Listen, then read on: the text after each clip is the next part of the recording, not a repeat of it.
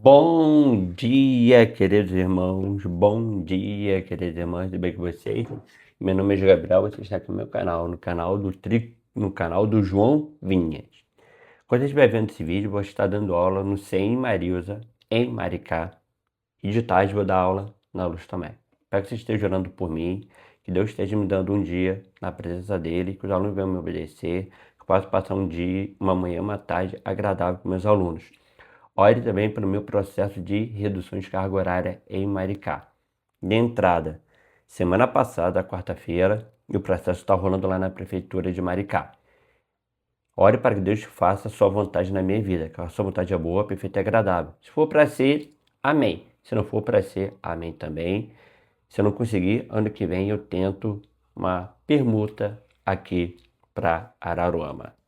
Bora para nosso devocional no livro Café com Deus Pai, cujo tema de hoje é um novo começo. Mas, quando reparou no vento, ficou com medo e, começando a afundar, gritou: Senhor, salva-me! Imediatamente, Jesus estendeu a mão, segurou-o e disse: Homem de pequena fé, por que você duvidou? Mateus 14, 30 e 31. A maravilhosa criação de Deus é complexa e reflete muito dos princípios que precisamos aprender. A borboleta, por exemplo, antes de se tornar um inseto com belas asas, passa por um processo chamado metamorfose. Ao final de cada etapa, houve um novo começo. Assim também é a nossa vida. Passamos por fases que nos moldam e preparam. Temos de ver todo o processo até nos tornarmos aquilo que Deus Pai determinou ao nos criar. E o que parece ser o fim para nós é, muitas vezes, na realidade, um novo começo. Talvez você já tenha lido o relato de quando o discípulo Pedro viu Jesus andar sobre as águas. Ele foi ousado e pediu para ir ao encontro do mestre. Na sequência, porém, a ousadia foi substituída pelo medo. No entanto, seria um grande erro se resumíssemos a vida de Pedro a um momento de fraqueza como esse. Anos depois, esse mesmo homem trabalhou duro na edificação e no crescimento da igreja, pregou o evangelho e curou muitas pessoas pelo poder do Espírito Santo. Do mesmo modo que aquele momento de fraqueza não foi o fim para Pedro, nossos momentos de dificuldade e nossos erros não são o nosso fim. Cada etapa de nossa vida pode contribuir para o nosso crescimento espiritual e para aprendermos a confiar em Deus. Quando depositamos nossa confiança em Deus, Ele nos permite recomeçar e viver aquilo para o que nos criou. Você não foi feito para viver no casulo, mas para voar. Não olhe para as situações como se fossem seu fim, mas, a partir de hoje, como um novo começo concedido por Deus Pai, por amar você. Leitura bíblica, Mateus 14, de 22 a 36. Mateus 14. Mateus 14, de 22 a 36. Logo depois, Jesus ordenou aos discípulos que subissem no barco e fossem na frente para o lado oeste do lago, enquanto ele mandava o povo embora. Depois de mandar o povo embora, Jesus subiu ao monte a fim de orar sozinho. Quando chegou a noite, ele estava ali, sozinho. Naquele momento, o barco já estava no meio do lago, e as ondas batiam com força no barco, porque o vento soprava contra ele.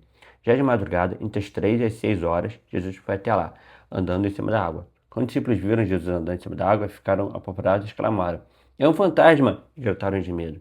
Nesse instante, Jesus disse: Coragem, sou eu, não tenham medo. Então Pedro disse: Se é o Senhor mesmo, mande que eu vá andando em cima da água até onde o Senhor está. Venha, respondeu Jesus. Pedro saiu do barco e começou a andar em cima da água em direção a Jesus. Porém, quando sentiu a força do vento, ficou com medo e começou a afundar. Então gritou: Socorro, Senhor! Imediatamente Jesus estendeu a mão, segurou Pedro e disse: Como é pequena a sua fé, por que você duvidou? Então os dois subiram no barco e o vento se acalmou. Os discípulos adoraram Jesus, dizendo: De fato, o Senhor é o Filho de Deus. Jesus e os discípulos atravessaram o lago e chegaram à região de Genezaré. Ali o povo reconheceu Jesus e avisou todos os doentes das regiões vizinhas. Então muitas pessoas levaram os doentes a ele, pedindo que deixasse que os doentes pelo menos tocassem na barra da sua roupa. E todos os que tocavam nelas ficavam curados. Atos 5, de 12 a 16. Atos 5. Atos 5. Atos 5, de 12 a 16. Os apóstolos faziam muitos milagres e maravilhas entre o povo. E os seguidores de Jesus se reuniam no alpendre de Salomão. Ninguém de fora tinha coragem de se juntar ao grupo deles. Mas o povo falava muito bem deles. Uma multidão de homens e mulheres também creu no Senhor e veio aumentar ainda mais o grupo.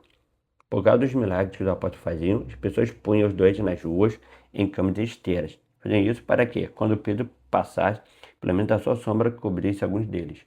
Os dois vinham das cidades vizinhas de Jerusalém, trazendo seus doentes e os que eram dominados por espíritos maus, e todos eram curados.